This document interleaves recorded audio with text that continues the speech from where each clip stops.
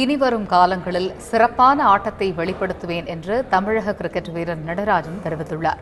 தனது பந்துவீச்சு முறை விதிகளுக்கு மீறி இருப்பதாக அணியில் இருந்து ஓரங்கட்டப்பட்டதாகவும் அதில் இருந்து தாம் மீண்டு வந்துள்ளதாகவும் அவர் கூறியுள்ளார். இது தொடர்பாக அவர் தந்தி டிவிக்கு அளித்துள்ள பிரத்யேக பேட்டியை தற்போது காணலாம்.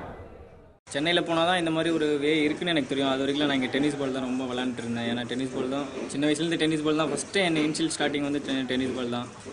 ஸோ ரொம்ப நாள் டென்னிஸ் பால் ஆடிட்டு இருந்தேன். இங்கேருந்து ஜெயபிரகாஷ்னு சொல்லிட்டு என் பிரதர் வந்து சென்னையில் ஒரு வாய்ப்பு வாங்கி கொடுத்தாரு. 4th டிவிஷன் சொல்லிட்டு அங்கே சென்னை லீக் கிளப் வந்து டிவிஷன் வரிசா இருக்குது. 1, 2, 3, 4, 5 வரைக்கும் இருக்குது. ஸோ அதில் நான் 4 அப்படிங்கிற அந்த கிளப்பில் அந்த பிஎஸ்என்எல் கிளப்புக்கு ஆடினேன். ஸோ அங்கே பர்ஃபார்மன்ஸ் பண்ண கொஞ்சம் மேலே வாய்ப்பு கிடச்சிட்டே இருந்தது. ஸோ 2014-15 ரஞ்சி ட்ராஃபி ஃபஸ்ட்டு வருஷம் நான் வந்து டெபு பண்ணுறேன்.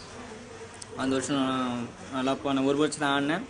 பெங்காலுக்கு எதிராக ஆடுற மேட்ச்சில் வந்து என்னோடய ஆக்ஷன் வந்து கரெக்ஷன் சஸ்பெக்ட் ஆக்ஷன் சொல்லிட்டாங்க.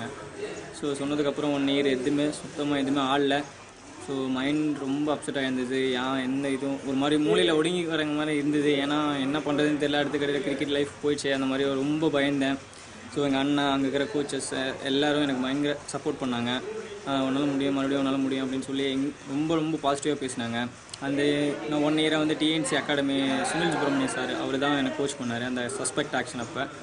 ஸோ அதுக்கப்புறம் இங்கே கேம்ப்ளாஸ்ட்டில் ரெட்டி சார் எல்லாம் ரொம்ப பயங்கரமாக சப்போர்ட் பண்ணாங்க. நிறைய பேர் சப்போர்ட் பண்ணாங்க. அதுக்கப்புறம் இந்த 2016 டிஎன்பிஎல்னு ஒரு டோர்னமெண்ட் ஆரம்பித்து அதனால் மிகப்பெரிய அது வந்து பெரிய லெவலில் ரீச் ஆகிடுச்சு. அதில் வந்து ரொம்ப நல்லா பண்ணியிருந்தேன். ஸோ அதனால தான் இந்த வருஷம் நான் மறுபடியும் ரஞ்சி ட்ராஃபி ஆடினேன் இந்த சீசன். ஸோ நல்லா பண்ணியிருக்கேன். இதனால தான் எனக்கு இந்த டிஎன்பிஎல்னால தான் இந்த ஐபிஎல் சான்ஸ் கிடச்சிது. ஸோ ஐபிஎல் கிடச்சிருக்கு. கிங்ஸ் 11 பஞ்சாபுக்காக ஆட போகிறேன்.